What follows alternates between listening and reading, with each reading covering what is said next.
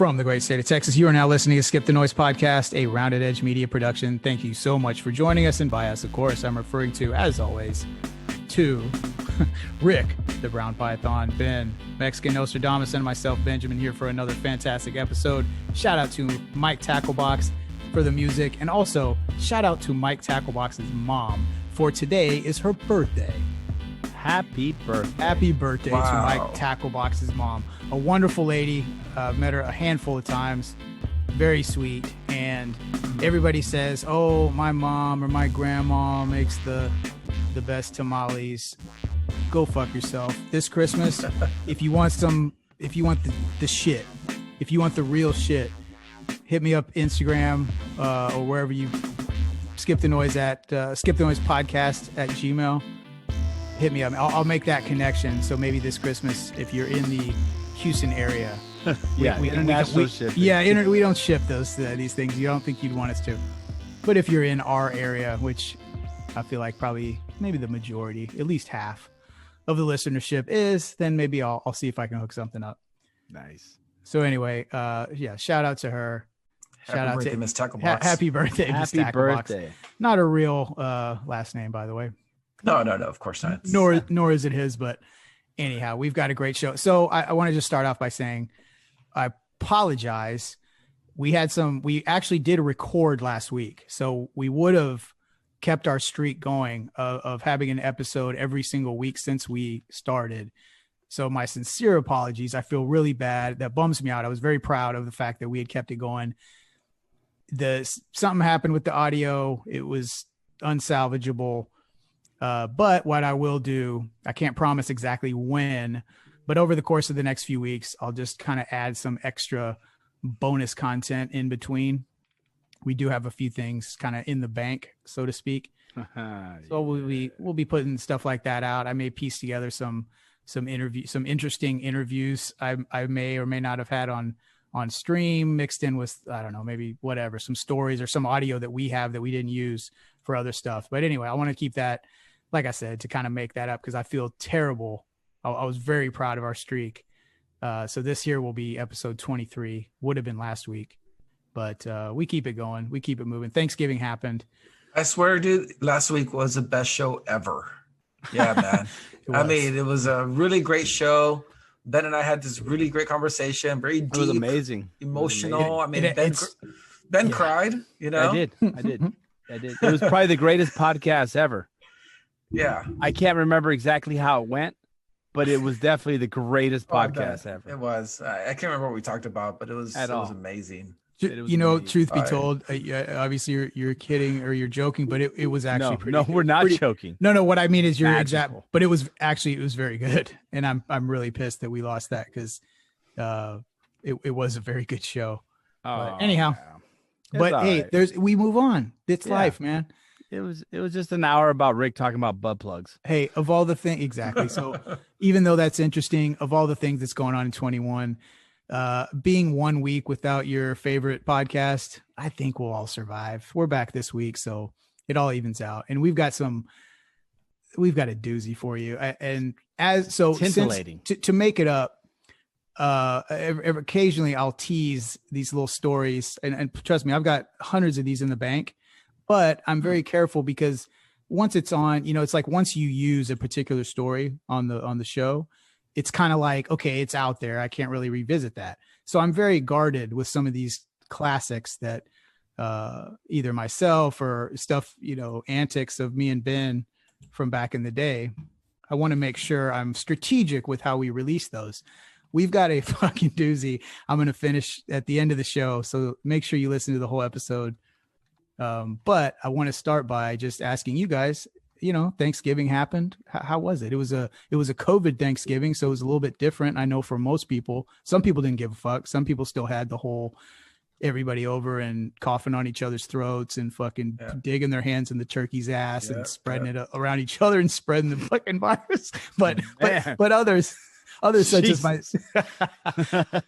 but just for myself, I won't go into great detail, but yeah, it was just us, man. It's just us six, me and my wife, the four biscuits out in the garage. Didn't even do a turkey, dude. I grilled some chicken, Had Nice. some my wife made some stuffing, which I bought some gizzards for, which it turned out great. It was delicious with the cornbread and all that. And then I actually bought 2 packs of it and just ate the other ones, in a bowl or whatever. And she's like, "Why the fuck did you buy 2?"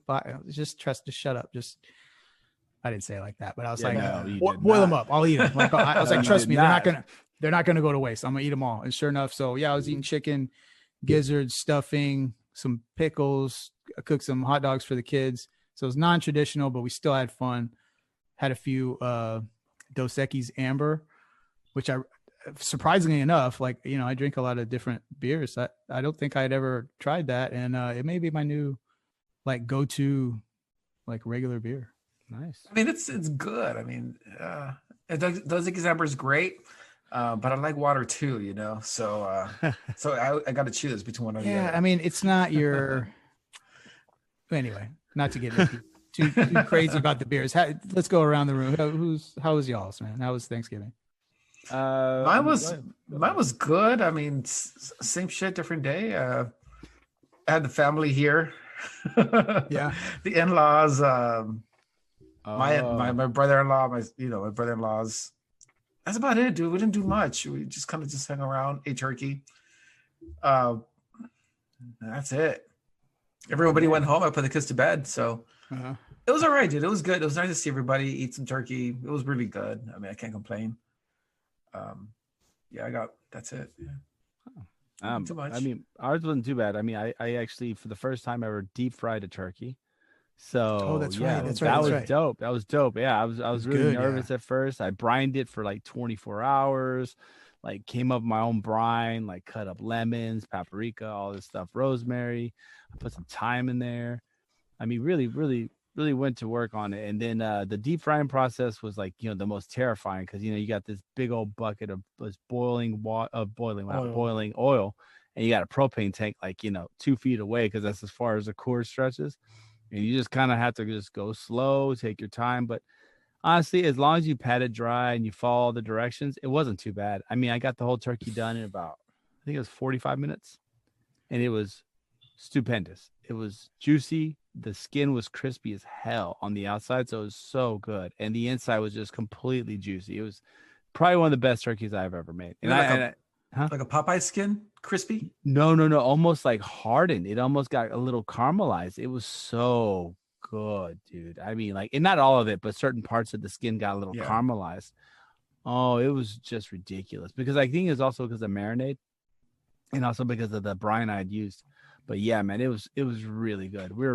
Amy, was super happy.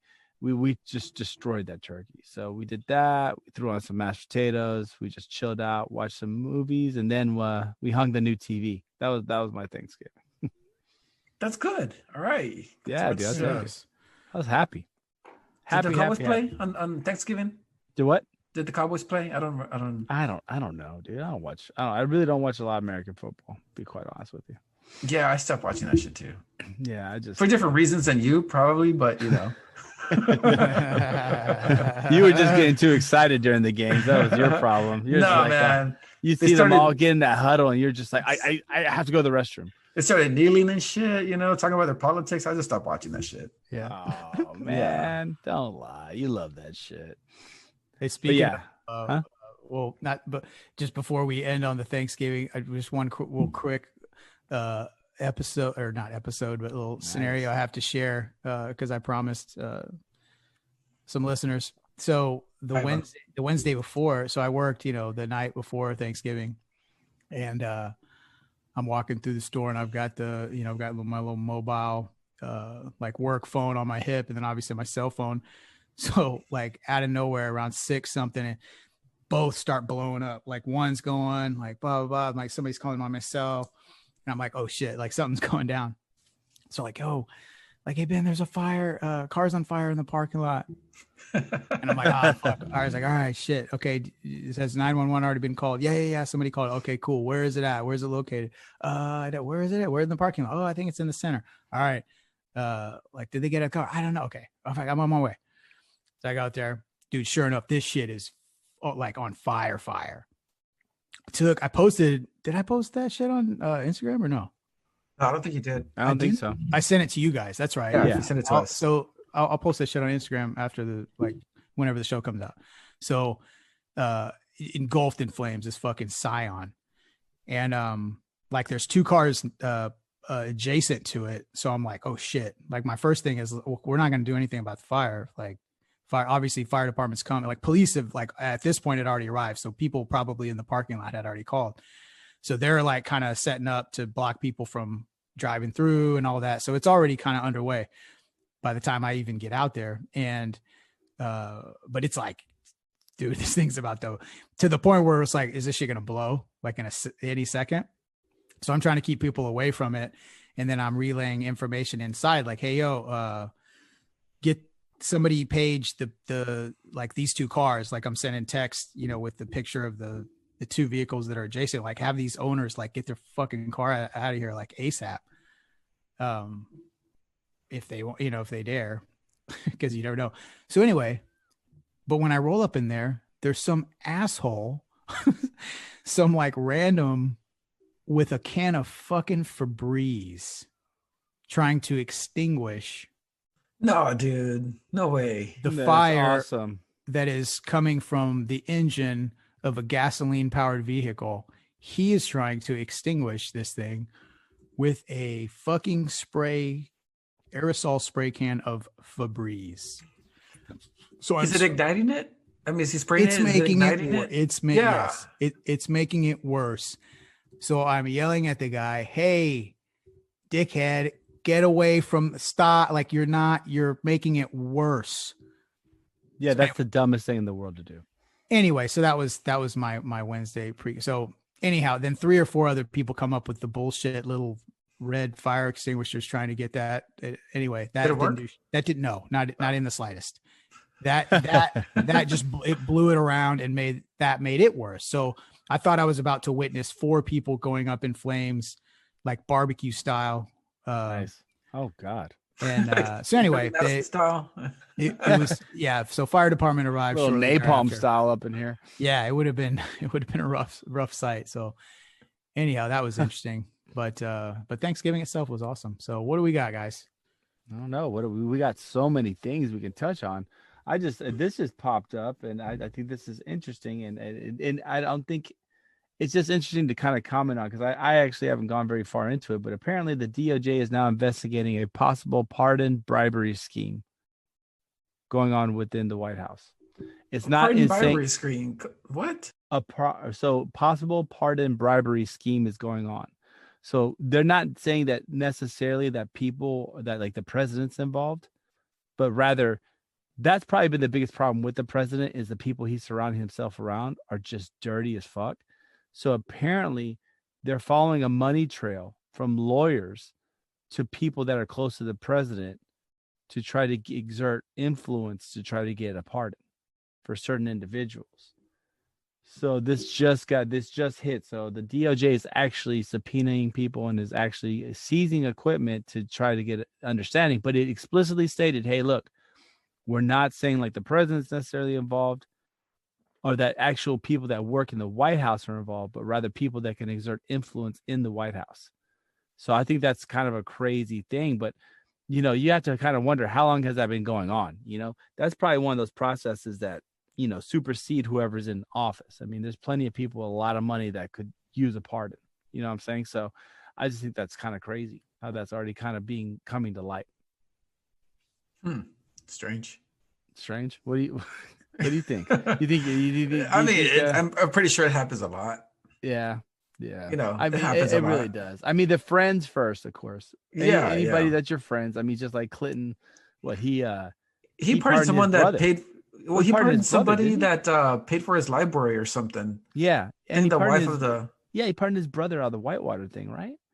I think. Well, yeah, that's right. So Roger Clinton. Friends, friends and family first, and then anyone who makes a good sizable donation to somehow gets filtered out to you. So, yeah, it's some crazy stuff. So, just putting us into that whole realm of pardons and presidential pardons. What do y'all think about that? is that something that should be allowed to be done at the end of the term, or should it be done within the first 100 days of a term? I don't think it should be done at all, honestly. Really? Because if a person's convicted of something, that's the people, a jury, who convicted this individual for a crime. A jury of his peers. The president has nothing to do with that process, yet he's able to go in there and just wipe it away. No, I don't know. I think it's weird. Yeah. No, it is weird. It is totally weird. I mean, you make a very valid point. It's like, hey, some people found you guilty. Now, what about, I can see like in the aspects of like wrongful convictions, things like that, of course. Yeah. That needs to be handled. But yeah, I don't know. People that have been convicted of a crime, and just because the president thinks it's okay for you not to be convicted of the crime anymore, that's a really weird concept. I mean, I don't even know exactly the history of why that's even allowed. I don't know either. I mean, it's kind of like you're circumventing the justice system here. 100%, right? Yeah. There's no check on the president pardoning somebody. Like he can just like, you know, strange. You know what I'm saying? Like technically, you know, Nixon or not Nixon, Ford or Carter or Reagan could have said, you know, I'm going to pardon, what's his name? Helter Skelter. What's his name? Manson. Oh, yeah, exactly. He could have just, I'm going to pardon him. And what? He's a murderer. He was implicated in murders. Well, I'm going to pardon him. You know, so that's kind of weird. I mean, you know, the pardoning the turkey thing is valid. I get it. It's funny. Pardoning a hardened criminal that was convicted by his peers, not so much. Yeah, it's an interesting thing. But let's say, okay, playing the devil's advocate of the situation. Let's say that for some reason it has to be there, right? Like we have to have pardons, right, by the president. It has to be there. I guess. Sure. Shouldn't it happen in the first 100 days versus the last? You know, it should be something like if you're going to pardon someone, you need to be accountable for that throughout your term, and that should be a reason why people either elect you or don't. You know what I'm saying? Versus like, oh, I'm about to bail. Let me just start pardoning all my homeboys. You know, that to me, that would make way more accountable of a system. Yeah, I mean, if this is going to happen, it should happen early on. I mean, the president should be asked about it, you know, continuously until the end of his term. Right, exactly. Hey, why'd you pardon Manson, dude? I mean, exactly. Instead of him bailing like on the 19th and saying, I'm going to pardon Manson on the 20th, whatever. I'm not president no more. You know what I'm saying? I mean, that's really how it goes down, kind of, you know, so.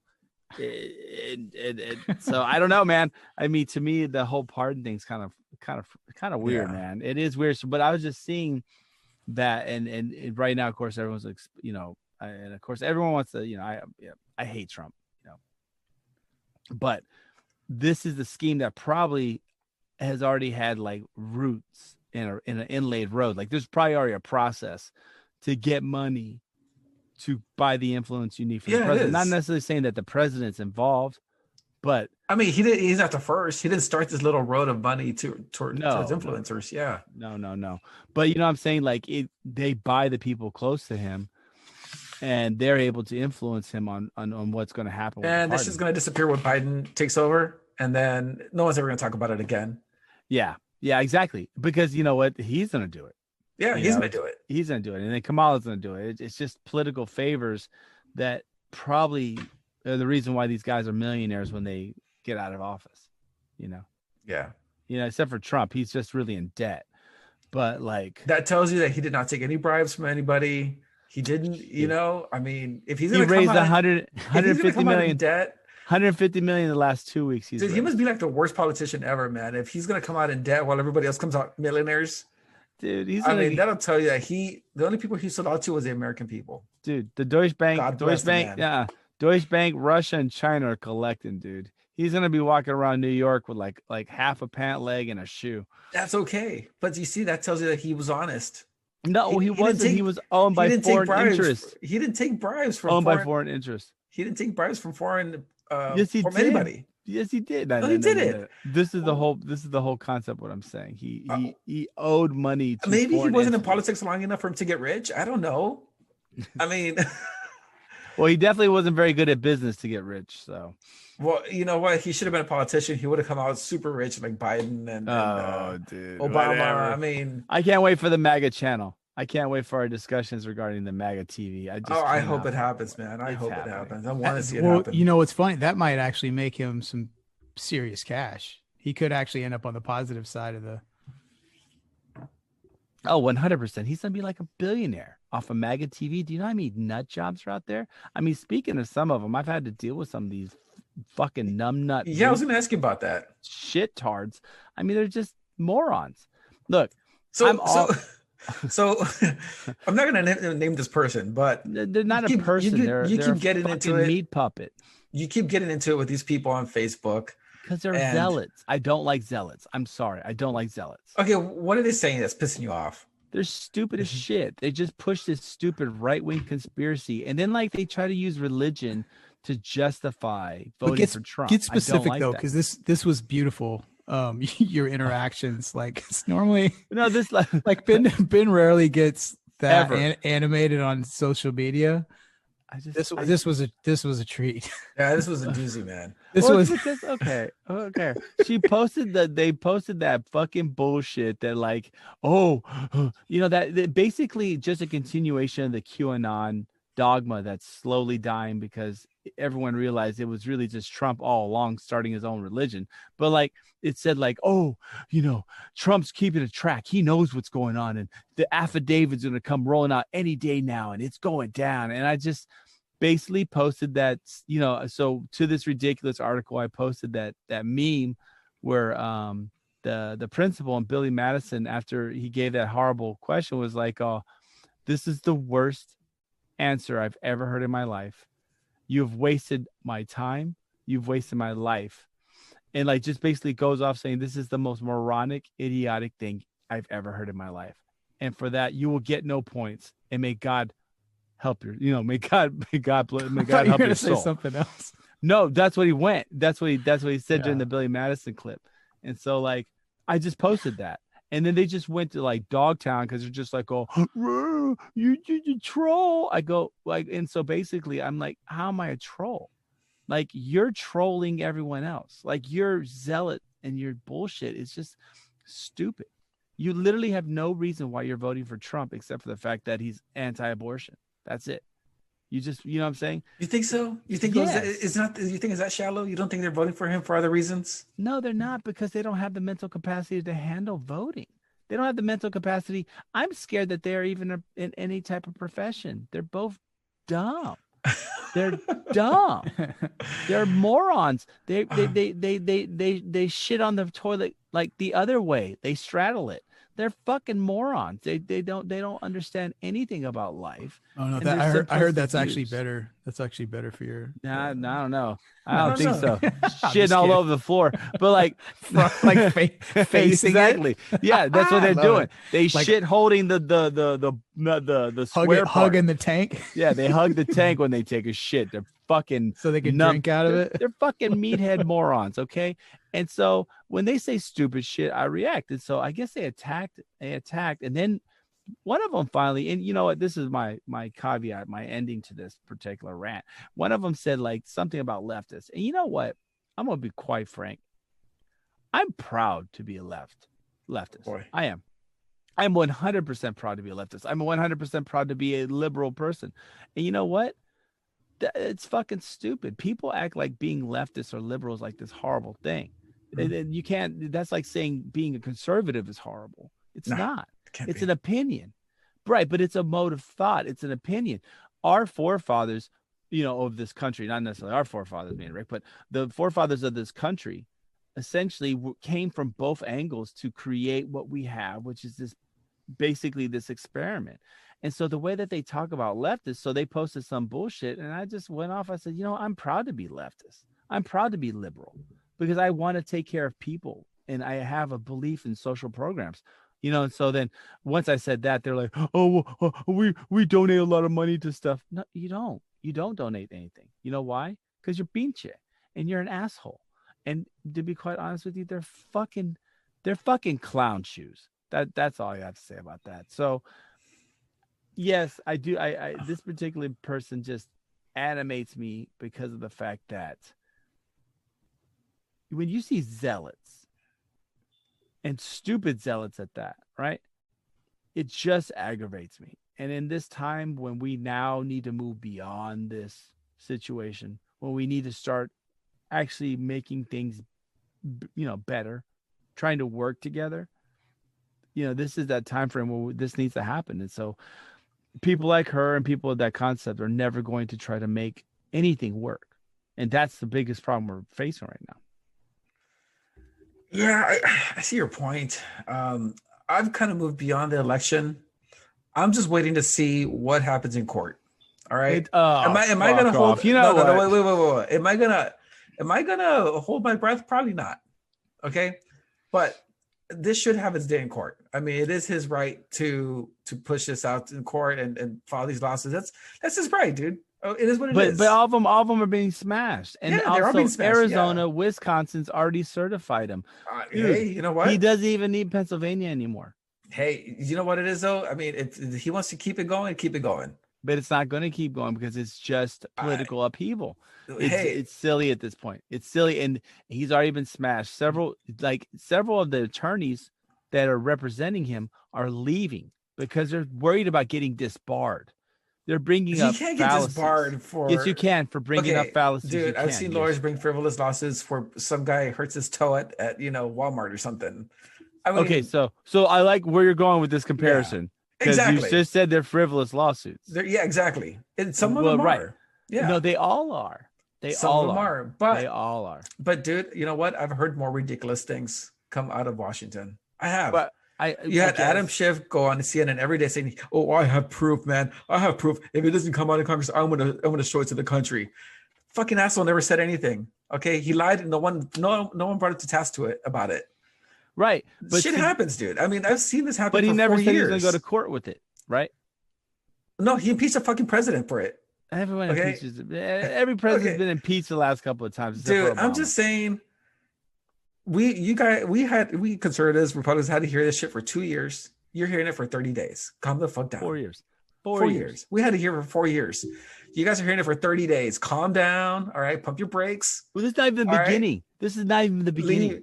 Leave these people alone on Facebook. Let them vent whatever they're doing. Okay. They're fucking stupid. I'm gonna keep smacking them down. You know why? Because they are fucking mouth breathers. Why don't you just smash this person already? I mean, I understand. Why don't you just smash them already? I mean, I understand. They're fucking mouth breathers. They're fucking mouth breathers. They're stupid, and they don't. You know what? I can entertain your ridiculousness, Rick, because for the most part, you're reasonably intelligent person. You're ridiculous. But these fucking just numbnuts, they don't deserve any respect because honestly, they're just fucking clown shoes. They're just fucking like mouthpieces for like right-wing rhetoric that they pick up because they went to church or some bullshit. So people like that, fuck them. But you're saying that they don't display any kind of thought to what they're saying. They're just kind of repeating they're parroting what they're hearing. Yeah, I have tons of friends that are conservatives. I mean, way more conservative than even you. And you know what? Nice. I can put up with them because when it comes down to it, they actually formulate true thought. Yeah. And you're like, okay, well, I can see what you're saying. Right. But these are just people that are voting to basically keep abortion from coming. And then they say, I pray God, Jesus, to let Trump win. You know how much that fucking annoys me? As a Christian, I'm like, you shouldn't do that. You shouldn't pray for that kind of shit. We pray for like hope and peace and shit like that. You don't pray for any of these cocksuckers because guess what? They're all pieces of shit. It's almost it's a misjustice to Christianity. So I guess that's the other thing that pisses me off too. They act like voting or being Republican is the moral majority, but I didn't see Jesus Christ running around talking about fucking capitalism. Yeah, no kidding, right? I mean, fuck, I think Jesus walked around with a MAGA hat and a rifle. And he was riding on a dinosaur. That was riding on a dinosaur. Fuck yeah, man. That annoys me. That annoys me because I think as a Christian, you should probably be a liberal. I mean, Jesus in camo. Yeah, Jesus did do that with that mesh hat. Camo Jesus with a fucking MAGA hat. with the mesh back and that air. That's right, snapback. Yeah. Sweet. That's my kind of Jesus right there. That's my fucking trucker hat. Oh my god. Yeah. You know what I'm saying? But you didn't see like the great parable where Jesus in the marketplace, he didn't like say, "Oh, charge more interest." He flipped the tables, man. He said, "Fuck this. You need to, you know what? This is holy ground. There are things greater." You didn't see Jesus talking about none of this bullshit.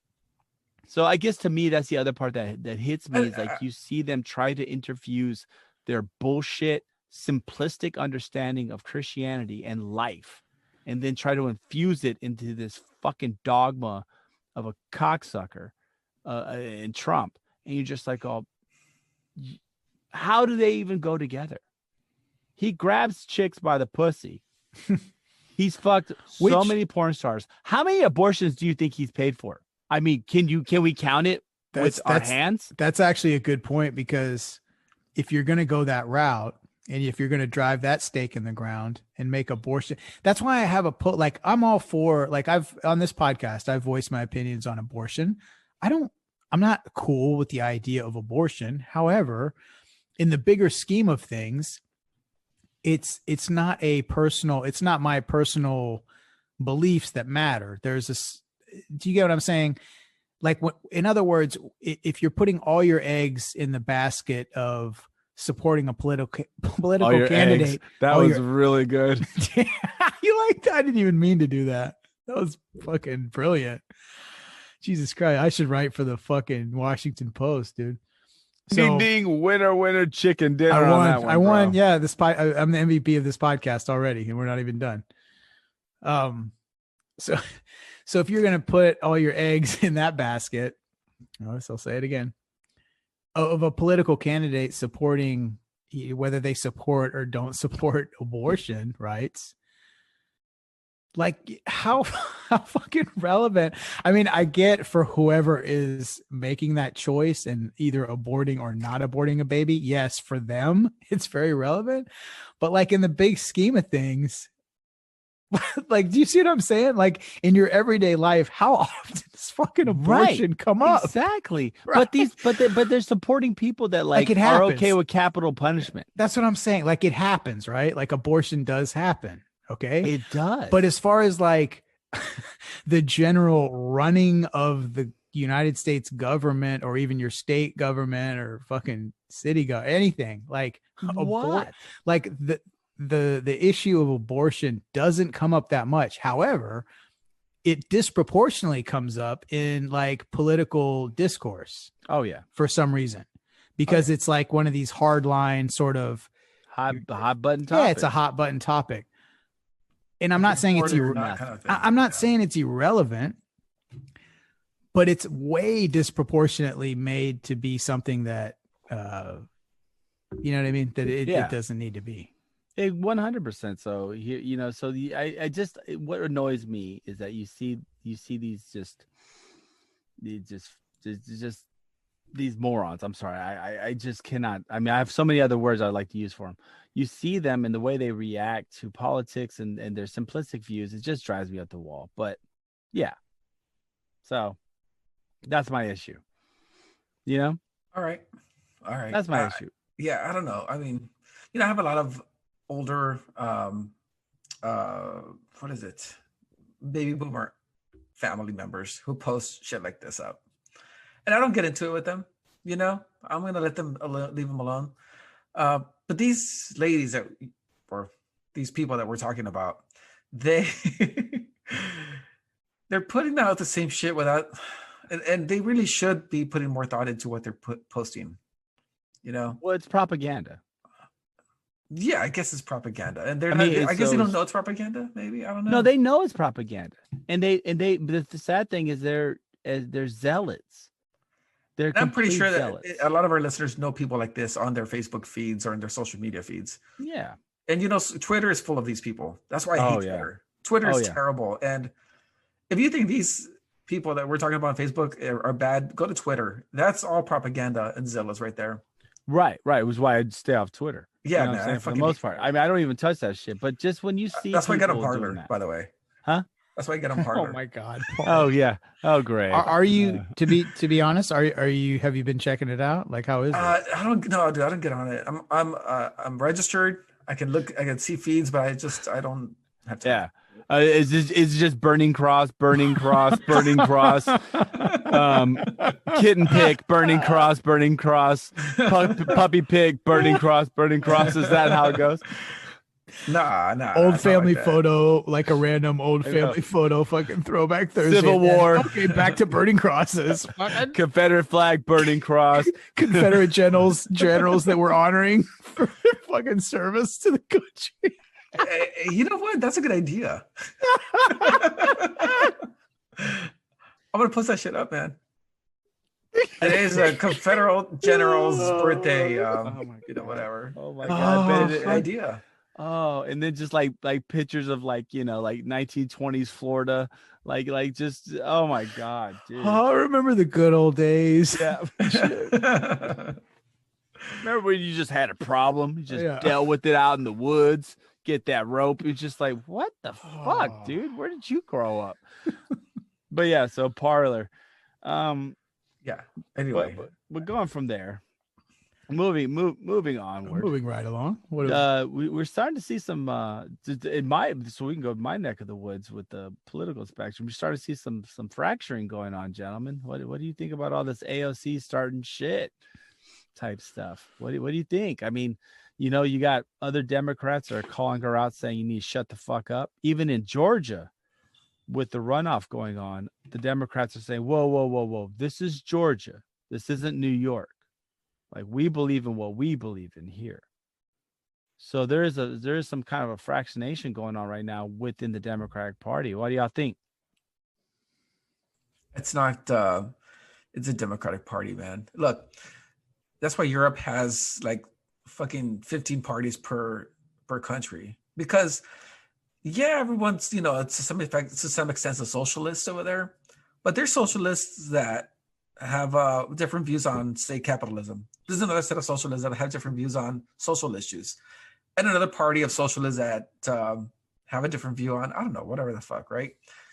But everyone has their own different party over there, and I'm surprised that America has lasted this long with a two-party system. AOC and a bunch of other Democrats that view things like her, they're one sect of a Democratic Party, which I believe will one day growing up to the point where it'll break off and we'll have a three-party system. Same thing with the Tea Party, or even the MAGA Party. You got the traditional Republicans who are very big on capitalism, not too much on social issues. But you got the MAGA Party who is big on capitalism, big on social issues. And I don't know, maybe they want to legalize weed too at the moment, So I don't know. It's just it's a symptom of the two-party system here in America. It doesn't work. Okay, we need more political parties. AOC is one example of that. The Libertarian Party is another example of that. The MAGA Party is another example of that. I don't know. That's just my thought. It's not sustainable having a two-party system. People say that the DNC is fracturing. Well, maybe it's time, right? Well, yeah. I really thought when the Tea Party came that there was going to be a real fraction, the fractioning of the GOP, but that didn't happen. The fact is that these parties are very strong. They're both incorporated, and there just hasn't been any major change. So you see AOC, she's doing a lot of saber rattling. She's already calling out Biden before he's even the president. I mean, it's kind of crazy, but it's like as soon as the Democrats have now gotten to position to actually affect some of the change they've been, we've been crying about for 4 years, now it's just crabs in a barrel. So, well, they elected Joe Biden. Right. He's not a Democrat. Yeah. He's not a Democrat, guys. Dude, he didn't do anything for 40 years. So it makes you think he's going to do something for you in 8 or 4 or whatever. I mean, he did a lot in 40 years. Yeah, man. He did a lot. He didn't do jack shit in 40 years. But that's besides the point. They picked this guy thinking he was going to do something in 4 years as president. And he ain't going to do shit for them. He's just not. It's not reality. Well, I think he needs to do a lot to return things back to the status quo. I think that's both Republicans. Well, he's got to. I mean, we have to reestablish every single foreign, connection we have. and just let them know that hey, we're no longer bipolar fuckheads with bad tans and no hair. Now we're old senile men that are going to play by the regular rules. I mean, to me, you know what that means when you say that is putting troops back out there, sending troops back to foreign lands. That to me is the status quo. Clinton didn't do it. Clinton didn't have to do it. That's not the status quo. Is we have to maintain a world vigilance against the real big bad men out there. I mean, like Russia and China. They're going unchecked right now. Trump didn't do shit. He solidified China. He gave China more power. And the tariffs didn't do anything but hurt our American farmers, which no one wants to talk about. But guess what? We can't fucking sell rice. We can't fucking sell soy. We can't sell anything. And we're the breadbasket of the world. Why can't we sell anything? Because we have the tariffs. The tariffs. So what happens is when we imported, so of course China retaliated with their tariffs. So now when we try to sell to Chinese markets, we have increased prices that are beyond what the Chinese national products are now. So now we can no longer compete in that arena. And that happened to a lot of farmers. That's in soy, that's in rice, that's in several things that are key components of what we do here. So no, he didn't do anything. And I know everyone wants to say shit. He didn't do nothing, man. I'm telling you, if I could give him credit on something, because now that he's leaving, I would like to be that person who can kind of look back and see what the positives of what he did. He didn't do anything. He really didn't. Yeah, but you see, it's not like China was doing any better before. Okay, China was still going unchecked before the Trump administration. No, China was checked. No, China it was not. It was not. It was slow Okay, so why do you think China's becoming more capitalistic? Because they like money. Right, but who infused that? Nixon started that with opening up, talking to China. Yeah, of course. He's Reagan, the first president to have visited China. Clinton, everyone wanted to, because it's a slow infusion of Western civilization into that society. And hence you see massive gains in regards to market policies and capitalism being infused into their system. All Trump did was turn that shit around, gave them a Zionistic fever now, because now it's all China, China, China. But the CCP is not going anywhere. No, it's not about the CCP having to go anywhere. It's Western values, but no, you're just chipping along. China in 1970 compared to China in 2020, it's only been 50 years. It's a completely different world. 1989 was Tiananmen Square, bro. Yeah. Did they do that in Hong Kong? No, they didn't do that in Hong Kong. Why? Because of what has happened over a slow pace. All Trump did was just reunify them. So now they look at us like we're assholes. We're no longer the influence that we needed to be. He didn't do shit. He made it worse.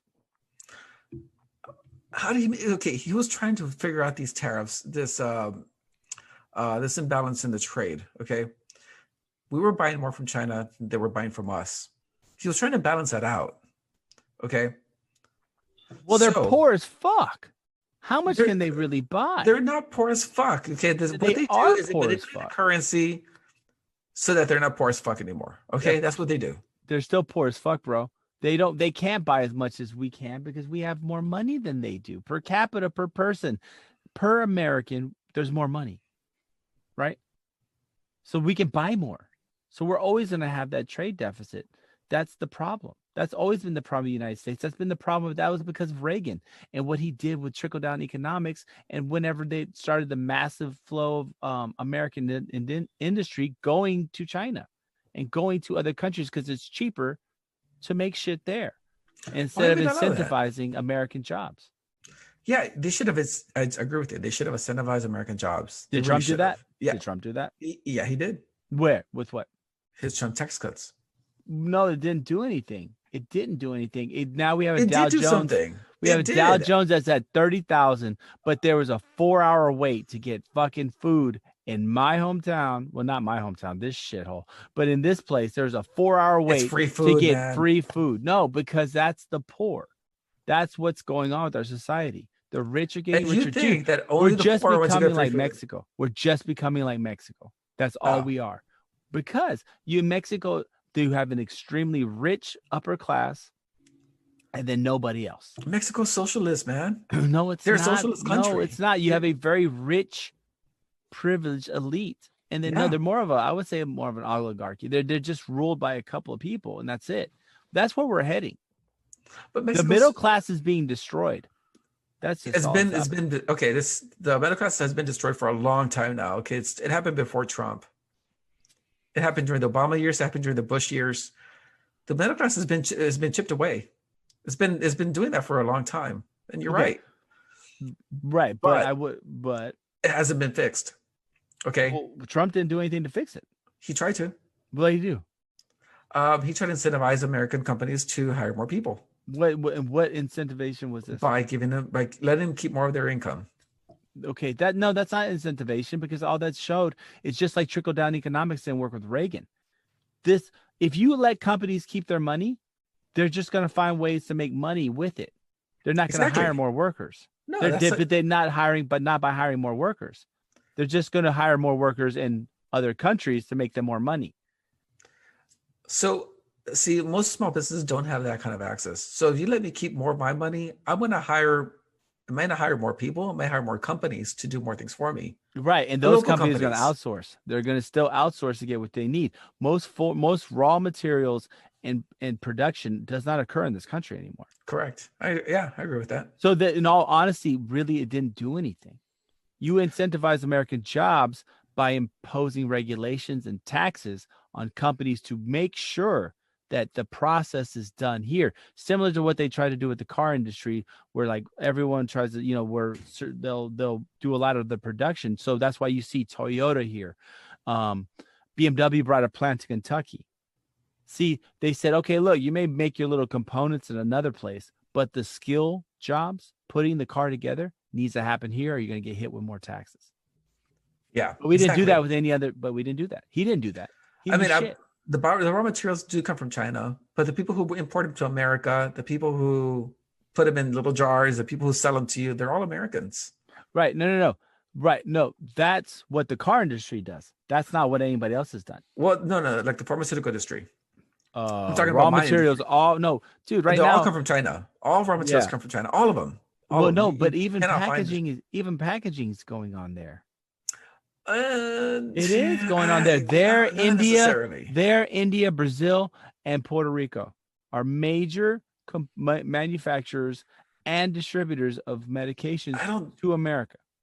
Maybe. Look it up, man. Yeah, no, I'm sure you are. I'm sure you're right. But not all of them. Look it up. And then now we're trying to use Canada's drugs because they get them cheaper.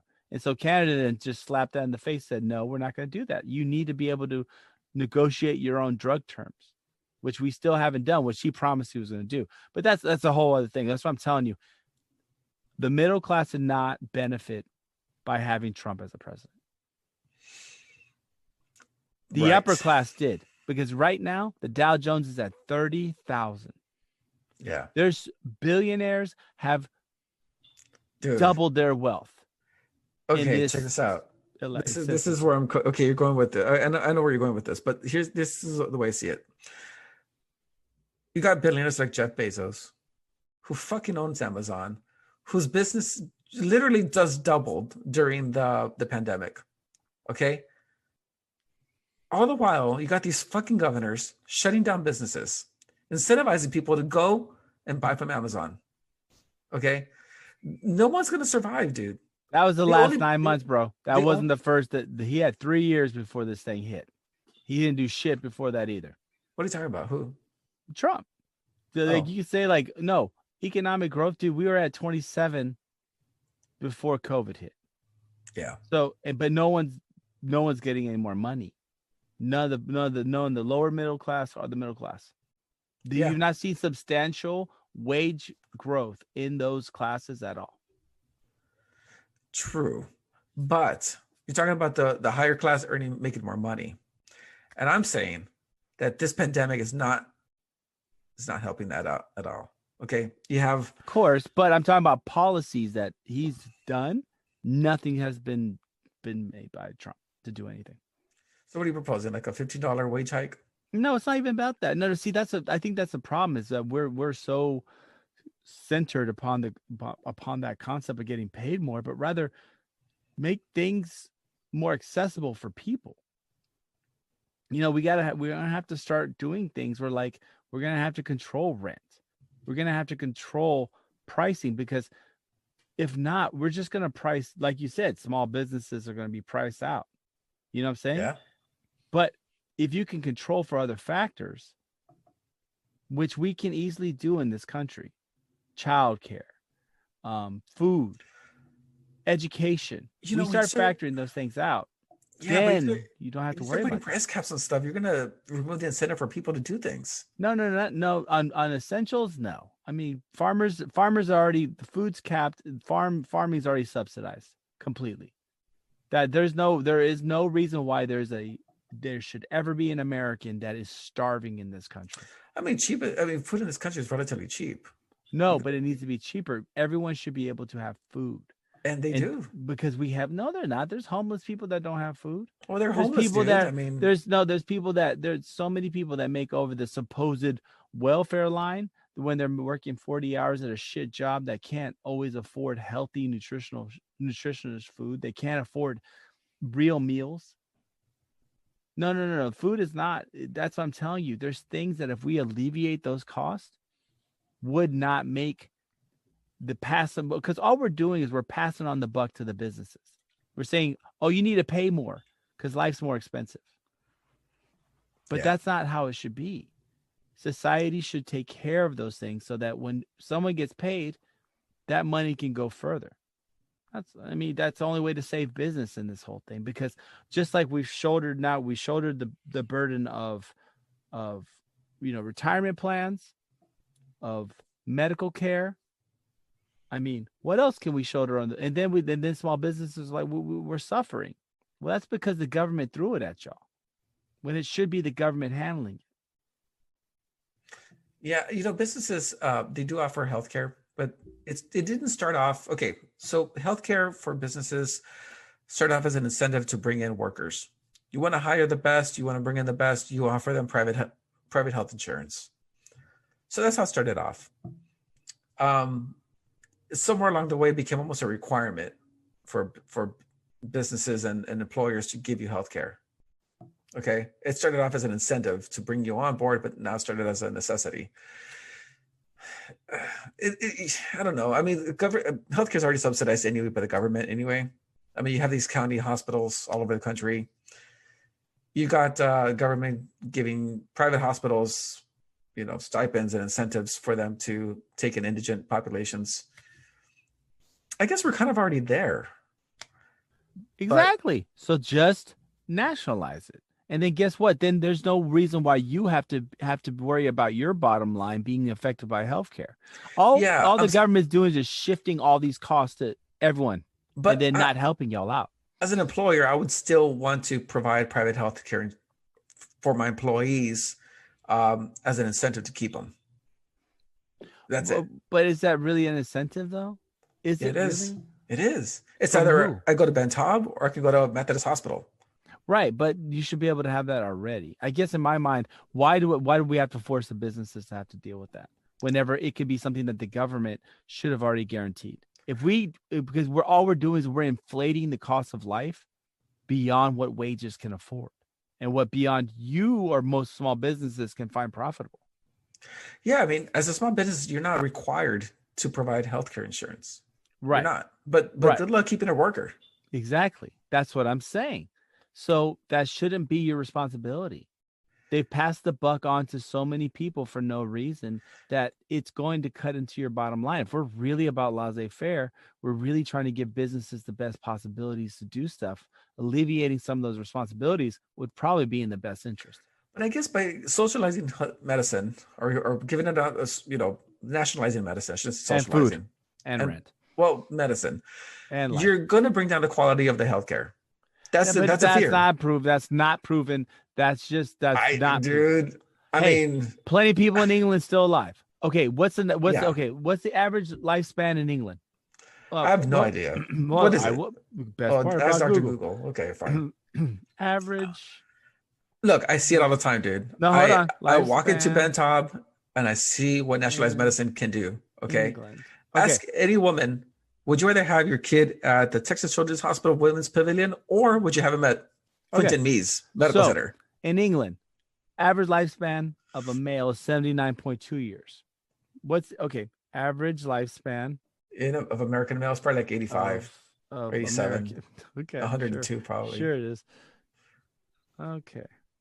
78.54 years. There you go. So God bless America. They're the same. So guess what? Actually, England has a little bit more. And you see those dudes' teeth. They don't really take care of themselves at all. But guess what? It's a stereotype. They're rolling, right? They're fine. That the fallacy that your healthcare is gonna be worse on a socialized, that's a fallacy. It's a fallacy. But you know what? We're creating, you know what? You know how everyone says be afraid of the military industrial complex? Yeah. We need to be very afraid of the medical industrial complex, because that's what we're creating. Another industrial complex. That's what we're creating with these massive drug companies, with what they're doing with health insurance. We've created another conglomerate, and now they're going to start crushing. What Operational Warp Speed, 1.3 billion things. I mean, we haven't even got into COVID vaccines yet, but who do you think's leading the charge on all that shit? Drug companies. Exactly. And guess what? What? They're going to get paid by who? Yeah. Who are they getting paid by? By the government. Right. So because the vaccines are going to be free. Exactly. What about it? I still don't know what's the point. I mean, oh, you're on mute. You're on mute, dude. Yeah. Sorry, everyone. I got a nasty cough, so I've been muting. Basically, what I'm saying is we are creating another industrial complex that's going to, once again, just take more resources, where if we just nationalized it, it wouldn't be a big deal. But we continue to play this game because every person should be fed, every person should have medical care, and every person should be able to go to school for free. We got to at least provide that. And then rent control, or at least rent subsidies, because we're getting to the point now to where we can't afford anything. I have a thing about that. So the rent thing. All right. So the reason that rents are really high in these cities like New York, San Francisco, imagine even your area, the Dallas area, I'm pretty sure it's high because you have these strict zoning laws. It's not the zoning laws. It is the zoning laws. Look, Houston doesn't have any zoning laws. We've got some of the cheapest rent in the country. No, dude, there's no zoning laws out here. There's apartments going up everywhere around here. I don't know, dude. Last time I went to Denton, I mean, they had apartments for elderly only. Denton's different. Denton's actually more of a kind of college liberal town. That's a whole different game. Dude. But not Fort Worth. Come on. Fort Worth is about as conservative as it gets, bro. Yeah. What? They don't have zoning laws over there? No. It's probably pretty cheap to live there then. No, it's not. That's what I'm telling you. Well, okay. So this hit me as a single father whenever I was divorcing. Nice. I was looking for an apartment. Rick goes, nice. All right. Okay. Not to dig too deep into that one, continue, but as a single 24. Father of a relative, and I'm a relatively successful person, right? Dude, rent was really expensive. And I make good money. Right? Well, where do you want to live? I mean, this is this is the suburbs. I'm not trying to live I'm not trying to live in West 7th Street penthouse in downtown Fort Worth. Nice. I mean, I wasn't going to do that. This is just living in the suburbs. My rent was extremely high. That's what I'm telling you. And there's people that don't have the same type of level of education or pay. I don't even know how the fuck they're making it. So that's what I'm telling you. We're kind of rolling into that whole cosmos of that. So I mean that's where I'm at. I mean that, you know, in regards to all this shit. So yeah. Either way, fuck people who post stupid shit on Facebook.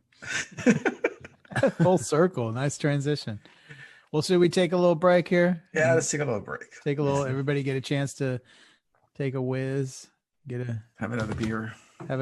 Yeah. I know Ben's not. Ben's got all the. I know. I got medicine and water, and I got tea. I have like a herbal shop open. Oh shit, man. I got the vapor. What is that shit? You got a humidifier going. You got no. That's in the bedroom. If I had to go in here, you'd see like this smoke everywhere. I didn't want to do that shit. Well, plus it'd be an audio issue. Probably. Yeah, exactly. I don't want to hear that. Shh. Appreciate you. I care about y'all. I care about y'all, and I care about everyone. Because I'm a good person who wants to make sure everyone's okay. Well, on that note, guys, we will take a quick little break and we will be right back shortly. So in the meantime, listen to the offspring of the birthday girl, Mike Tacklebox's mom, as her son. Her son's musical creations will glide you into the second half. So enjoy. All right, we'll be right back.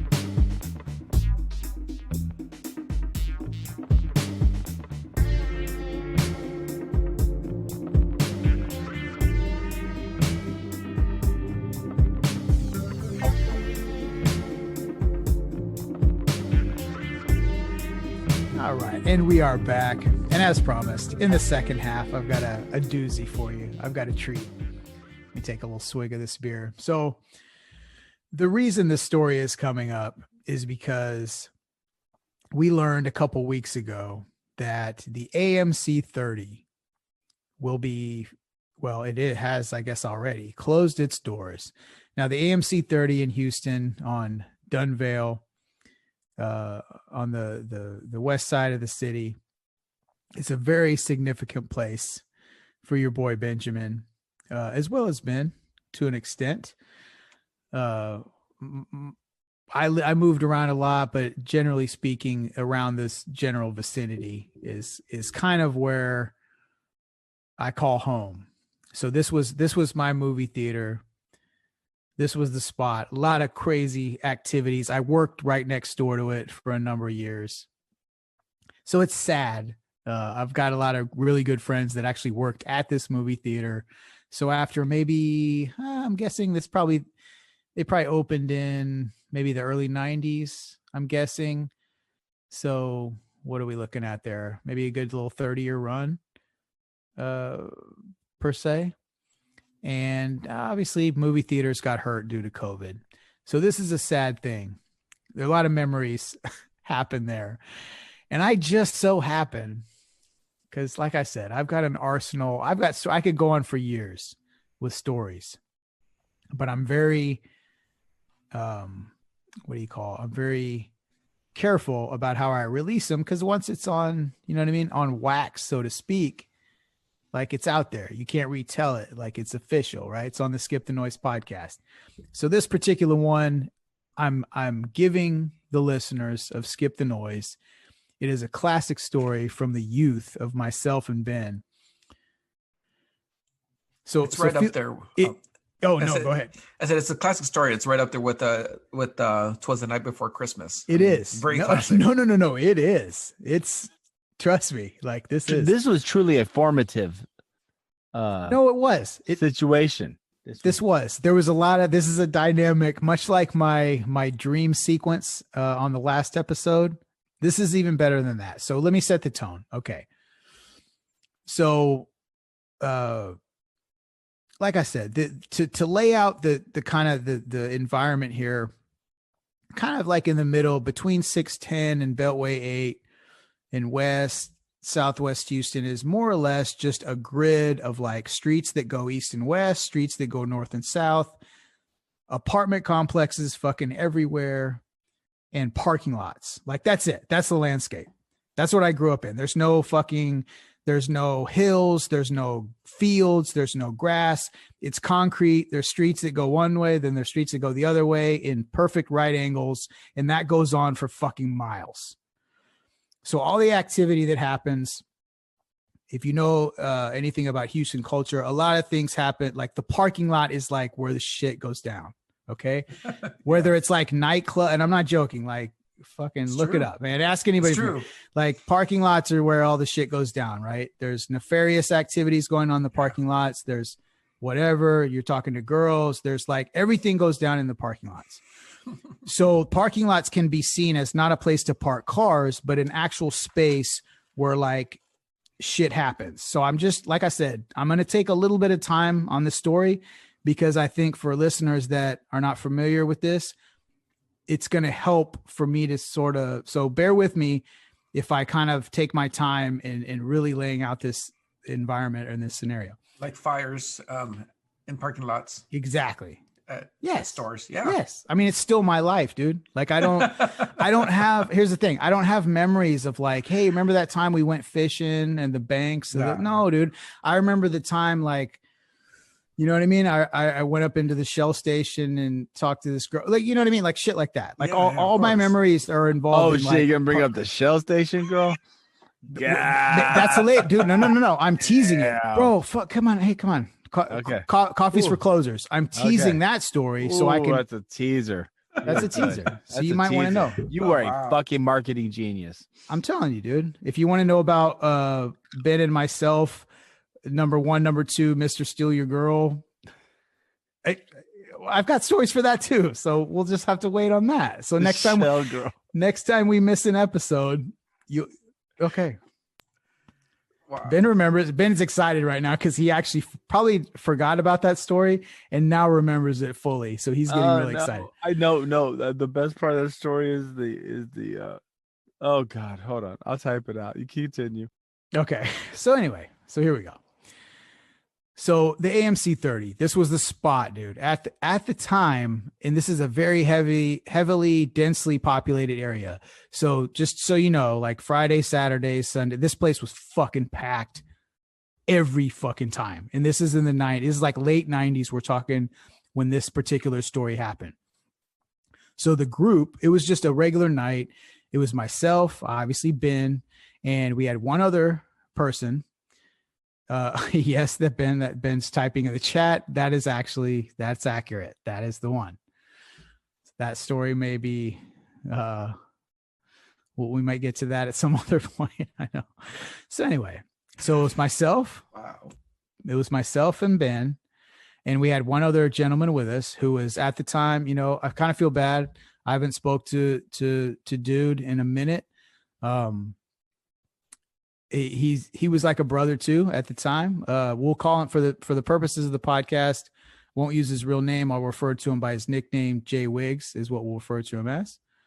So if you are part of the inside group, you'll know who I'm talking about. But otherwise, we'll, for the sake of the story, we'll refer to him as Jay Wiggs. So Jay Wiggs, it's me, Ben, Jay Wiggs. Now, Mexican Nostradamus here is obviously he's Mexican. He's 6'2". Not a small dude. You know what I mean? Jay Wiggs is a black gentleman, African-American descent, and he stands about 6'6". Division I athlete, McDonald's All-American basketball player, freak athlete, nasty, 42-inch vertical. Yeah, he's a basketball player through and through, played it all season. However, he was such a freak athlete that at our high school, he didn't even practice track, but because he was such a freak, they would bring him to meets just to compete. Now, here's just so you know, I'm just trying to lay the environment here. Like I said, this seems extraneous to the story, but it's important to know who the characters are because we've never mentioned Jay Wiggs on the show. And hey, if you are listening, Jay Wiggs, you know what I mean? It's been a minute. We did kind of touch base a little bit on Facebook, but I always got, man. Yeah, dude, I always got love for you, brother. You're my man, like through and through. I know, like, anyway, that's a whole nother story, but some shit went down, you know what I mean? Difficulties, whatever, but that's my boy, dude. Especially like back in the day, like the three of us, like we were homies, dude. Like it was fully on. Like when we went out assistant too. Oh, for sure. Yeah. And we can get into that too. That's another teaser. But yeah, the three of us, like we, at this time and at this point in time, so we're circa, this is maybe 99, 2000. I would say 2000 probably at the latest, maybe 2001 even. To be honest, I don't know the exact year. Maybe 2000 is what I'm guessing. I don't know. Why am I thinking it's earlier than that? It could be 99. We could, let's just, for the sake of purposes of the story, we'll just pretend it's 99. That could be right. So anyway, so the three of us, and mind you now, the AMC 30, at the time, I'm working right next door at the business. I refuse to mention their name. If you can put it together and if you're clever, hey, all more power to you. I won't do it. But I worked at a warehouse type establishment So this was like I said, I lived in like 7 different apartments within a half a mile of this fucking establishment. So this is this is like where I'm from. Like I moved around a lot. I'm a nomadic existence, but like, if you had to pick like one fucking intersection where I'm like, this is like my shit, like this is where this fucking movie theater is, all that. That's me. So we're here, right? We're going to see we're just chilling. It's just the 3 of us. We're like, yeah, fucking, we're bored, right? It's a typical, we're probably like 19, 20 years old, like whatever. Yeah, let's go check out a movie. Okay, cool. So the night starts out extremely positive. We're having fun. I'm sure we're driving around being dickheads, typically. So this is the part of the story that Ben, I think, is not expecting, because I kind of primed this. So I don't know if you remember this, Ben, but check this out. So we're waiting in line. And once again, like I said, this is the spot. This is like the movie theater on the fucking west to southwest side of town. Besides, it was this place, and then there was like Meyer Park 6 or whatever. So it was either that, depending on like who we were hanging out with, it was either AMC 30 or Meyer Park. So we were at AMC 30 this night, waiting in line, and there's no cell phones, dude. We're not checking our fucking Instagram. We're hanging it. We're looking. The 3 of us are looking for a fucking good time, and we're weird. We're different. We are making everybody in this fucking line uncomfortable as fuck, because what we decided to do while we're bored is to establish a NBA style draft on the females that are waiting in line. Oh my God. Yes, sir. So there's different little groups of like maybe 3 or 4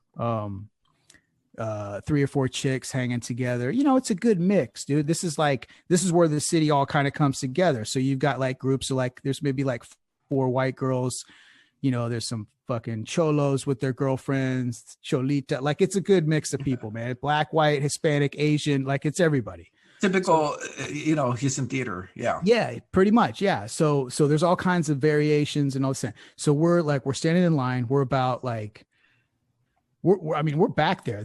We just got used to this because this place is so busy. You're going to stand, you're 20, 25 people like in line. Yeah. So we're waiting, right? We got there way early because that's what you had to do. We get there, and so we're talking. We're like, yo, all right, guys. So who's going first? Like who's the lottery pick? Like, all right, hey Jay Wiggs, your first pick. Like, what are you gonna do? You're gonna set up your team. He's like, yo, man, baby girl in the green shorts. I think I'm gonna start my team with a point guard. She looked like she's a little quick. I think we're talking, everybody else is having their little private car. We're saying this completely out loud for the pleasure of everybody. So 90% of the people that are involved in this are uncomfortable as fuck, because they're like, this is fucking weird. Like, what are these guys fucking doing? We're just talking like, we don't give a fuck. We're just like, oh shit. And then it's like, okay, B, it's your turn. And I'm like, oh, okay. Well, you know what? I'm going to set up the post game, homegirl over there with the blue shirt. I think she can grab me some boards. I'm go with her. That's my pick next. I got her, the brown hair and the blue shirt. Fucking Ben's like, yo, oh shit, the girl with the white pants or whatever. So everybody's like, what the fuck? And like, there's a couple of dudes, like gangbangers, that are dying laughing. Like, they think it's funny. Like, but everybody else is like, oh fuck, this is so uncomfortable. Like, looking down at their shoes and shit. We're just making a production. So I just say all that to say, dude, we're in positive vibe. We're having fun. Yeah, we're having a blast. This is like a typical night, dude. Like, we don't give a fuck. Like, that's how that's how we're doing things. So we go see this movie, okay? Whatever. I don't have no clue. I couldn't tell you. If you put a gun to my head and asked me what movie it was, don't have a fucking clue. Probably Star Wars. No. I don't know. So we go in, we see whatever it is. We come out. Ugly. So like, yeah, cut. No, that was later, man, I think, right? So anyway, okay. So whatever we see, we come out. And so as we're walking out of the exit, we meet, there's a couple of like 2 or 3 guys that we know, right? Like from school. And Ben and I, like Ben mentioned on the podcast, like we can get into this details later, but it's kind of interesting dynamic because Ben and I went to a private school in Houston. So us and like the typical people like we hung out with, it was a little bit different than, say, just to kind of generalize here, was maybe a little bit different than like your typical student that attended this school. Is that fair to say, Ben? Oh yeah, 100% fair to say. So, right. So just be based on, I won't get into all the details, but based on circumstances and whatever, us and our kind of group were a little bit outliers in a sense, just like I said, because of circumstances and what have you. So we weren't the only millionaires. Sure. Right. So there was a lot of different ways you could get into this school. And so, yeah, there was, like I said, we tended, our kind of core group was, you know, the children of like the people that worked at the school, stuff like that. Yeah. So we see, and I say this will make sense later when I'm pointing this distinction out. So we see like these three dudes that are kind of what you would say is air quotes typical gentlemen that attended the school that we went to. And so we're talking to them. We're just like, oh, hey, what did y'all see? Blah, blah, blah. Cause we recognized them. And so we're having this quick conversation. So we're kind of, as we're walking sort of through the parking lot. There's this little horseshoe that comes around in the sort of the, where the ticket booth is and kind of like the first little stage of parking in the thing. And the parking lot was massive, by the way, but this is like right up front. So we're kind of, as we're coming out of the theater, we're walking out, you know, obviously making our way to our cars, but we're in this little horseshoe section. So up comes this red Pontiac. The driver of the car, I would put him at maybe 18, 19 years old, black guy. And he's got two Hispanic dudes, but both of them are in the back seat, which is kind of weird. Okay. And so he's playing some kind of, you know, he's got a sound system, right? He's bumping some shit. Windows are rolled down. So as he's coming through like real slow, you know, obviously we're walking across, and this is the name of the story because this is like what it is. He's like, the fuck y'all do? Get out the road, hoes. Get out the road, hoes, man. Fuck y'all. What y'all doing? Get out the road, hoes. And so typical Houston. Yeah. Yeah, for sure. So like for like a brief second, and everything I'm about to describe in the next few minutes all happens within about 5 seconds. So just know that. Like I said, this is a story, like, you know what I mean? I've got this thing like all timed out. So I just want every detail to be perfect. So he comes around. So during that time, you know, a car's coming, right? And it's not like slowing down, like it's going to fucking yield for pedestrians. So it's like, oh shit. So immediate instinct, we all kind of like step to the curb, like, man, what the fuck? So during this particular stage, the three dudes that we were talking to are like, okay, fuck this. Dude, they're a ghost. So now it's back to just me, Ben, and Jay Wiggs. So homeboy kind of rolls off. Okay, now we pause. And this is what I want to explain. So before we get to the next part of the story, I need to make something very clear. So you can probably believe this if you've heard a lot of the podcast, but so Ben and I, we've been friends for a very long time. Okay. And the reason the dynamic works between the two of us is that we have a lot of similarities, but there's some very like distinct differences in like how we operate. Okay. Ben is a little more emotional. He's more up and down. He's more in your face. He's out to have a good time. Not everybody can deal with his personality. Like if you go to like back in these days, he's not like you know what I mean? We're all older now. So we're all very, very diluted versions of what we were at this time. But Ben back in the day was very hard to deal with if you brought him. For example, the reason I am so astute at like reading rooms and understanding like how people are going to react is because if you're going to go party with Ben, like if we're amongst our own friends, that's whatever. Like it's all good. They know who he is. They know what's up. But if you go to a place where, you know, if me and him travel to a scenario where it's like people we don't know, over time, I developed a skill to where it's hard work. Fucking like the benefits are severely rewarding because it's a fucking fun time, and you're gonna get into some scenarios that you would never imagine because of his personality. But there's a cost to that, and the only person on the fucking planet Earth that can manage this guy is myself. Yep. Okay. I mean, there may be a couple, maybe your sister to a point. Yeah. Your brother, but like my brother. Yeah. I saw it in 4 years of pharmacy school, man. Yeah. I bet you did. Yeah. It was crazy. This guy was like starting fights in a parking lot. Exactly. This is. Thank you for bringing. That's exactly what we're talking about. So 95% of the altercations that Ben and I got into over the years with other people were basically 100% related to Ben. Yeah. Well, hold on. No. Hold on, though. Dude, this is not a knock. I'm laying out this scenario. What I mean by that is that Ben's personality, it's not a knock at all, because like that's what makes the two of us work. Like that's why. So he's. Once again, not everybody can deal with the type of personality that he has, because it's in your face, it's loud. He's having a good time. He's not 100% concerned with how the fuck you care, or you know what I mean? Like he's Ben not really got me into a fight at Mize one time at night because some dude touched my truck. And dude, he like went off on this dude, like, hey, what the fuck? You're taking this.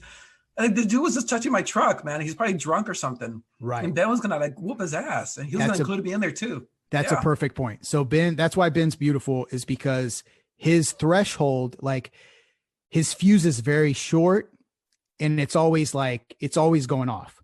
So the difference and here's what I'm getting at. So for me, I'm very more measured. I analyze, like I said, I've developed the skill to save everybody's life, including Ben. I had to develop a skill to read the room early to know, like, okay, this guy, like Ben's already he's already talking shit. Like he's already getting really loud. I can see that this guy over here, they're already looking at him. Okay. Let me see what I can do to literally, it's like a full-time job it's a full-time job keeping this guy from getting fucking murdered. Yeah, that's true. And I'll say this right now, Ben, if you had not had me as your best friend, dead. You'd probably be fucking dead several times. Okay. Like I'd be brought back to so life. my role generally was to be the like, hey, yo, no, hold on. Like 7 people want to fucking kick his ass. And I'm like, yo, hold on. Blah, blah, you know, so anyway, that being said, so this happens, right? But for me, I'm an intense person as well, but it's different. It's more like my threshold is my fuse is very long. However, when it finally goes, fuck off. It's everything's about to change. Okay. Everything is going to change. Right. Everything. Like nobody. Yeah. Right. It will never be the same. It will never. Right. We're getting into life altering. So the survivors, like exactly, like felonies are just being committed continuously. So things. Yeah. It's gonna be pretty significant. So that being said, dude pulls over. Okay. So like I said, the guys that we were talking to, they're fucking out of here. They're like, oh fuck. Like, so, but the three of us are there. So he pulls. And so for whatever reason, like, I guess the amount of disrespect or like the blatant, and that's what it is for me. Like Ben will talk shit if it's in the gray area. Like Rick said about the truck. I'm glad you brought that up, because that's a perfect example. That could obviously be, like Rick said, somebody being drunk. They don't understand. My take a lot of times is like, hey, like, what are you doing? Why are you touching the truck? Like I'm talking to Ben. If he's had a few beers in him, he'll just be like, fucking touch my truck, motherfucker. Like it already goes to that. Yeah. Exactly. So mine though, like I'm more like, hey, what's going on? Why are you touching the truck? But once it's already like, once we're past the gray area, then that's when my shit is, like Ben said, it's like the rocket has already launched. It's silly. Like it's just ridiculous. So whatever it was about this guy, I guess it was the blatant disrespect. So the whole point of me bringing that up was that I reacted first, and I was like, all of a sudden he said, he's like, get out the road, fuck y'all, blah, blah, blah. And he like drove off like he was going to leave. So I fucking snap and I start walking. I quickly start pacing to the car. You know, the posture, dude. I got my arms out like, all right, then what, motherfucker? Like, blah, blah, blah. I start talking shit. And Ben's reaction to that. And like I said, that's the whole reason I brought this whole I laid out that whole scenario because I did that. Ben now, like I'm the framework of everything, like all our actions. So because I am already we're at RPM, like we're in the red. Ben's like lights up like a Christmas tree.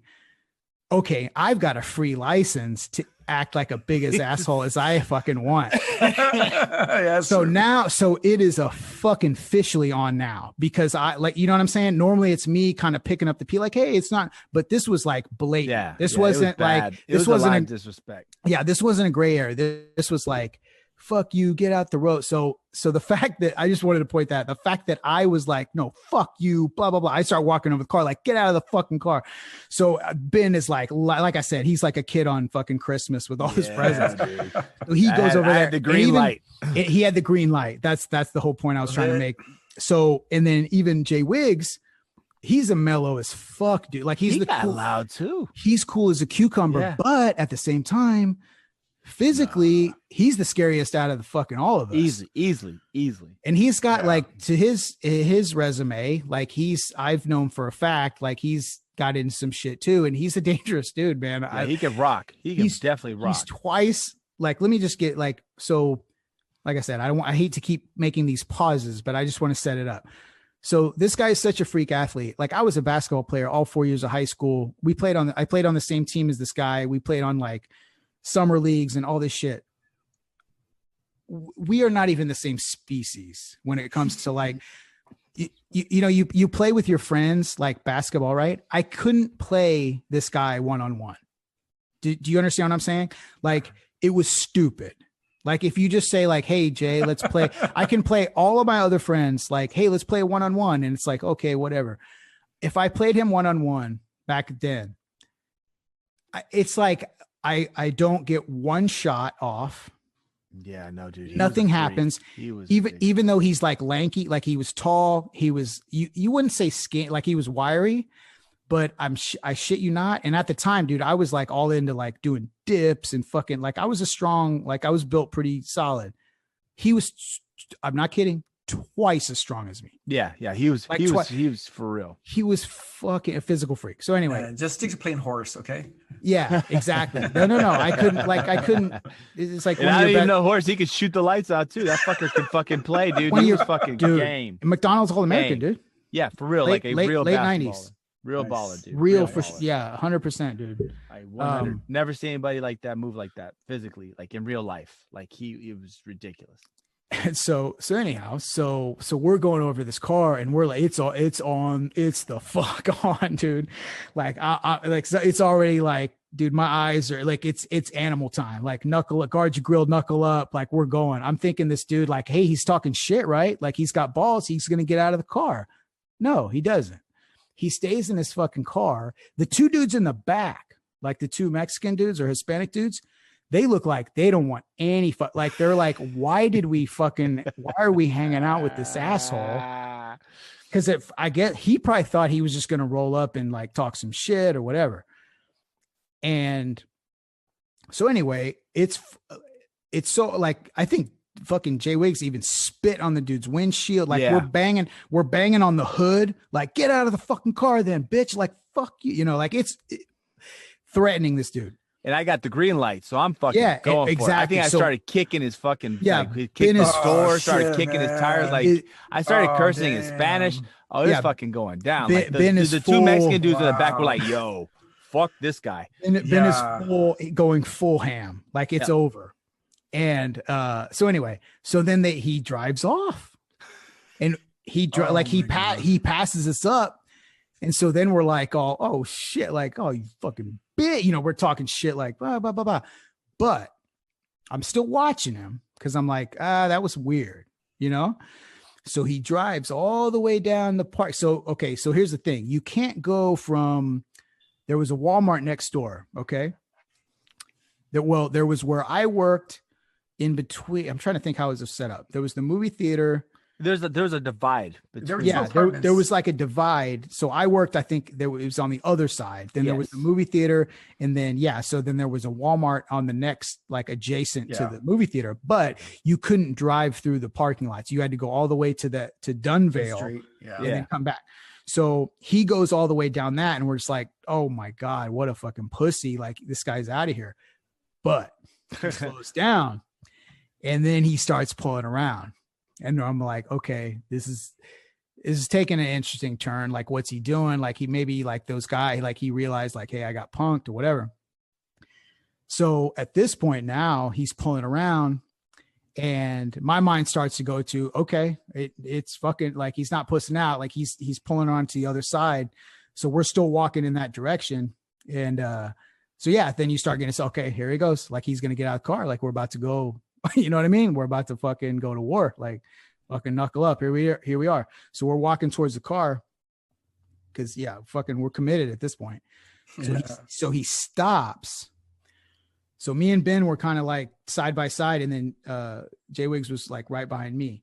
So we get up close and he stopped, like he pulls like exactly like in front of us. And as we go, and I don't know what happened, dude, but Jay Wiggs like fucking saved my life, dude. He grabs me on the shoes, B. He's like, go, walk away. He's got a gun. He tapped me on the shoulder. And then the dude says the other quotable line. He pulls out. I saw it, like, I kind of like, once I did see, like I saw it flash, like the chrome. We kind of like, hey man, fucking, I ain't trying to die. So we turned, we kind of about face. So I saw it real quick and he's like, he goes, what y'all know about the fofo? Yeah. That's what I thought. What y'all know about the fofo? Blah, blah, blah. Like, he's going to fucking shoot us. So we walk, like, so we head out, but he didn't follow us or nothing. Like we kind of trained, like we didn't go like the other way. We made like a 45 because our car was actually fucked. Like either way, we still had to get like back to our car. So we kind of like, we were like, fuck. All right. Like, man, I'm not trying to die. So like Jay made the right call. Like we kind of put, and then he sort of like drifted around there for a minute and then he went out.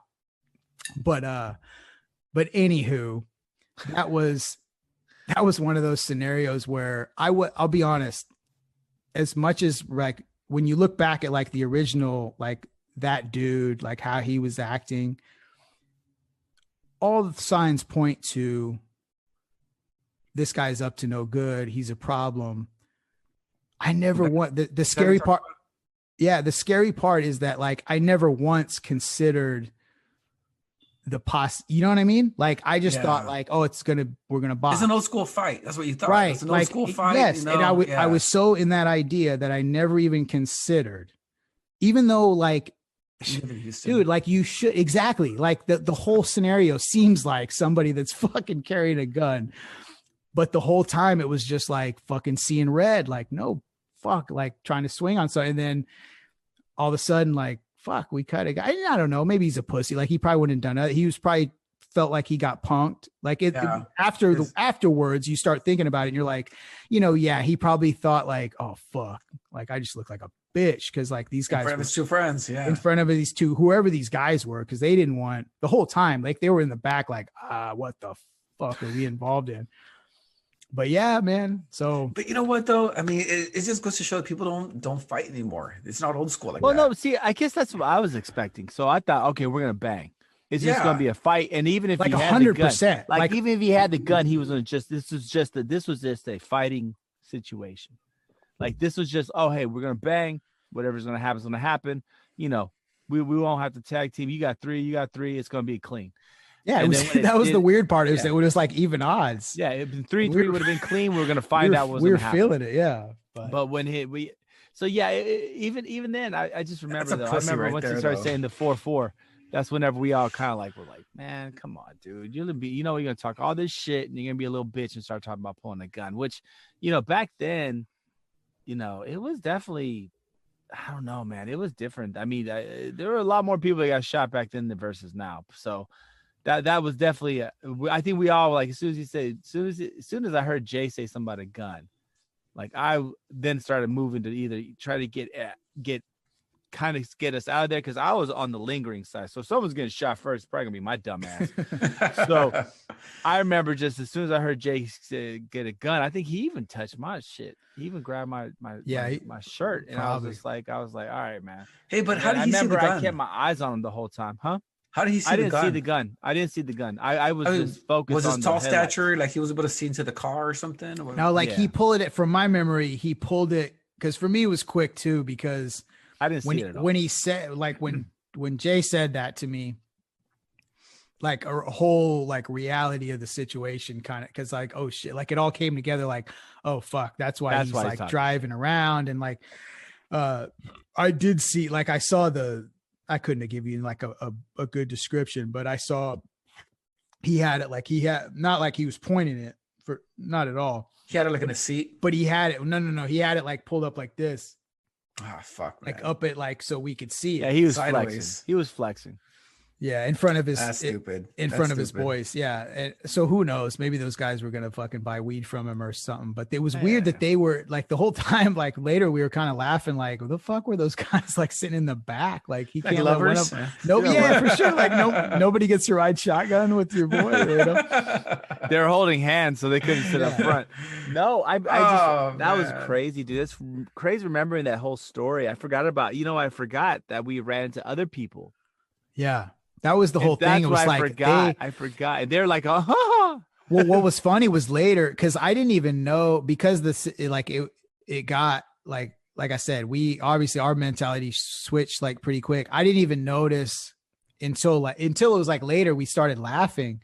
We were kind of like, yo, where the fuck did they go? Yeah. You know, it's like, dude, they bitched out. I think they ran right into the theater. They're like, God. The movie started. Bye-bye. Because I didn't even notice them leave or nothing. It was just like whenever he drove and started like running his mouth, it was like, yo, man, fuck you. Like I got so pissed, dude, because we were so ready to bang that night. It was just crazy. That was fucking nuts. But that was one of the very few times where you started. I was like, well, fuck, if he's going, and I got reputation upheld.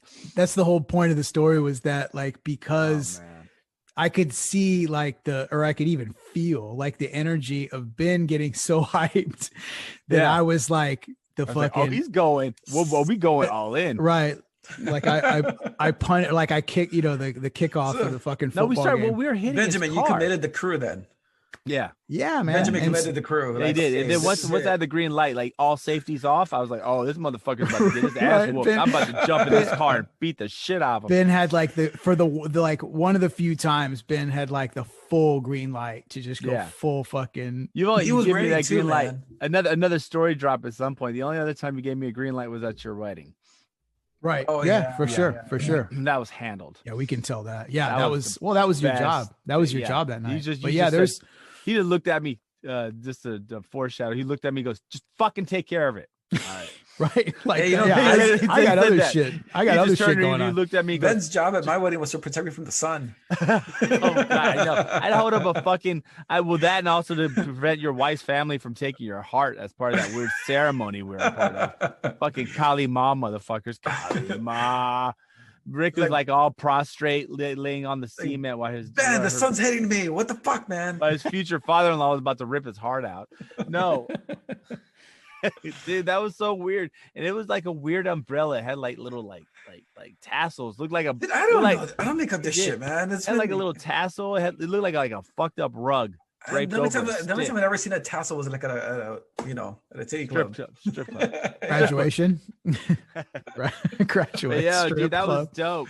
That was one of the craziest fucking things. We almost got shot so many times. That was just one of a handful. Well, it was, it's that was Houston. As I was telling that story, or as I was kind of thinking, because of when we heard that AMC shut down, I already was like, man, for the podcast, I gotta tell this story, because that's the most like, it had everything. Like the beginning was like how fun it was. We were always dicking around and doing shit like crazy, talking to all these girls, and everybody freaking out like, oh God, like, can they like everybody. The funny part, and it made us laugh even harder, was that how uncomfortable like everybody, because like, I mean, obviously this is like a, you know, Friday or Saturday night. So yeah, there's a lot of teenagers and young people, but there's also like, you know, like older couples that are like, what the fuck is going on? Like, what? These you know, fucking guys right like, here. What do we have to do? But nobody, and that's the thing too. What was the other dynamic of the story was normally when the three of us, like me, Ben, and Jay Wiggs, like if we hung out, there wasn't a whole lot of problems just because, you know, odds are like I said, Ben 6'2", like Ben's a decent sized dude. And then plus, you know, Wiggs being 6'6". And for the most part, we just kind of just chilled out. Like that was our thing. We weren't like big club goers. I mean, you know what I'm saying? That was earlier. That was like 15. Yeah. 15, we 16. got that out like well before we were supposed to do that. And so like, you know, the worst case scenario, we would go to someone's house and you know, get pretty fucked up. But that was about it. You know what I'm saying? Right. I mean, we never really went further than that. But that night, the faux. The faux, man. So, it was. I don't know whatever happened to that wonderful individual. I'm sure he life went is off very to do fruitful. Amazing things. I bet he did. I bet his. I guarantee you, he's a neurosurgeon right now. He's the lead. He's the lead neurosurgeon for Baylor at this moment, and he's sitting there right now thinking, God, that night I had the faux. Right, but we had already to put some perspective. We were already going to like, you know, illegal nightclubs at like 15 and 16 years old, 17 years old. And, you know, the places like we're going, you know, obviously these establishments are not in like the best areas. So once again, like the parking lot factor, right? So you go in and there's always, you know, there's a lot of like gang activity and shit going down in the parking lots. And so just getting into the club was always kind of an adventure. It's like, okay, who do you have to walk by? And dude, I remember that. That was like, we were nervous once we were in the club, we're like, oh, okay, cool. It's all fun. But as soon as we had to leave, we're just like, we were like we had to move kind of like a SEAL team. It was like, all right, yo, check 6, left, right. All right, guys, I need you to watch our flank. We could be getting hit up here. All right, go. And like, fully. Or like if you had, let's say other guys came. Oh, dude, we were on Second Ward, some of these places. Like other people showed up, right? So maybe like you're in, you know, here's the thing too, you're paging everybody, right? It's like fucking Middle Earth or whatever the fuck. Middle Earth was kind of the spot, that right? Place, bro. So yeah, you're not texting, you're I was about to say tweeting. You're paging motherfuckers. Like here's where we're gonna be, blah blah blah. Okay, so let's say at the end of the night, right? There's 3 different groups of cast, right? So say it's me, Ben, Jay Wiggs. We show up in my Pontiac or whatever. We pull up, and then like, you know, whoever the hell shows up and they park. So when we leave, it's always like, all right, cool. Make sure Chris and them get to their car without any fucking issues. All right, cool. Now let's walk over to there to make sure they get to their fucking car with that. These are all guys, right? We're just making sure no shit goes down. And like I forget, dude. I honestly like everything's so stable. Like I live out in the suburbs with all these kids. Like I forget, like at this young age. Dude, I'm surprised. Sometimes when I think back, like I'm shocked that everything went cool. You know, and obviously we had some scenarios that comes with that lifestyle, but you know that we're here now and we're doing things. So the overall message, guys, is that be careful. I know the shit's not as maybe as crazy. Also get out the road, hoes. Yeah, get the fuck out of the road. You're in the road and you're meeting your friends in khakis and they bail. That's just time to go. Don't talk shit. Don't talk shit. Hanes white tees and khakis. And the fofo could be rolling on you. Fofo put a hole in your chest. I've met your mom, okay, and she's really nice. She's the nicest lady I've ever met. How does she deal with your shit, man? I agree. Who, my mom? Oh God, I don't even know, bro. She has a special power. She has a special power in her brain. So here's a statement. She's one of the only people that can really truly collar me. Is my mom. Like when my mom kind of says stuff, I kind of just. I mean, dude, she's like the most patient, calmest, nicest lady I've ever met. And yet you get into all this shit here in your youth.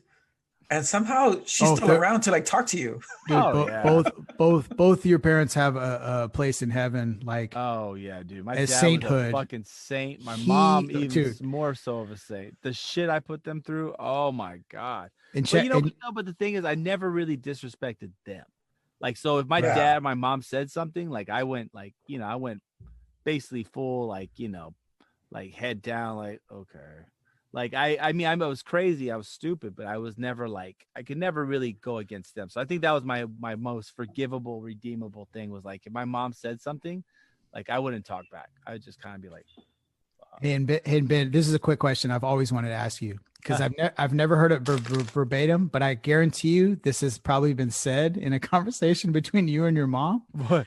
And just for the listeners, Ben's mom I had a nickname for a while, and I don't care. Fuck it, I'll air it out. She still calls you that fucking. So Ben's mom calls me Binky. Okay. He still calls him Binky. I'm like, Mom. Hey. He's got like fucking kids, Mom. You can't right. Hey, I don't care. She can call me whatever the hell she wants. Gangsters, fuck. That's my dude. I have a mom. I love my mom. Yeah. That's my. I love your mom too. That's my side second mom. Yeah. Your mom is like. Yeah, we both got raised with like mom, Mike, mom 1A, like your mom is 1B. Yeah, 100%. Agree. So I guarantee you this conversation has happened. Oh, Ben, why can't you just be a little more like Binky, mijo? Oh God, has that actually been said? I guarantee it has. She was more like, guarantee you it has. She was just asking me like, what were y'all doing? Like that was the first question was like, what were y'all doing? Okay. And then like, she would just ask like, oh God, the best was, that's another story. The 610 ride when we got back, when we walked in, my mom's like, where are y'all? Did you smoke so all the weed? We were so baked. My mom's like, are you even here? I'm like, because we're like, like we're still blasted. We're like walking in the house, like just gone. And my mom's just like, hey Ben, why'd you go? And Ben just kind of, I'm gonna go to bed. And then my mom's looking at me like, what didn't you do tonight? Are you gonna have to go to the hospital? Because we got a hold of some shit that, I mean, this shit, honestly, I think my kids are a little high still from what we smoked that night. We were so fucking gone, dude. And so it was so high that we're going down 610 and I'm going 25 miles an hour. Just anyways, greatest fucking shit ever. That's another story. But yes, my mom several times says like, I can see your mom saying that. What the fuck are y'all doing? Ben has a family. He settled down with a girl. What are you doing? You're in pharmacy school, banging some weird chick with hula hoop earrings. Come on, Ben. You could do that. That was weird too. That was, dude. I'll be honest. Oh God. But we made it. And also we made it through a wonderful episode, gentlemen. We did. We sure did. We took it to the midnight hour. We're burning that midnight oil. We are burning it. So we're trying to, like I said, we threw a little Aussies up in this. We threw a little stories in here to kind of make it up for missing. I genuinely, maybe y'all don't give a shit, but I genuinely feel bad about missing that week. Hey, but you know what though? We should Benjamin, you should come up with a Christmas story. Oh yeah. Yeah. Okay. Yeah, that'll be a good Christmas story. You know. That would be sweet. We can do that. Yeah, we're working some bonus stuff because we've done horrible things on every holiday. It's probably a facts. That's factual, 100%. But you know where to hit us up. You hit us up on the gram. You email us, please. Skip the noise at gmail.com. Skip the noise podcast at gmail.com. Please hit us up if you guys got questions and stories, or if you just want to hear other relevant shit. We'll definitely email you back. And then Facebook, everywhere. Just look for us, guys. Please leave some reviews. We know you guys are listening, so if you can leave us some 5 stars, that would be awesome. Just let the world know that we're doing, and tell your friends, guys. Absolutely. And if you got input, let us know if something you want us to talk about. You got opinions, whatever. More participation, the better. But anyway, guys, it's been a wonderful week. Sorry we missed it. Sorry we missed last week, but we will continue to push on as we do. Once again, signing off. Thank you, guys. We'll see you next week. Later. That was good. That was really good.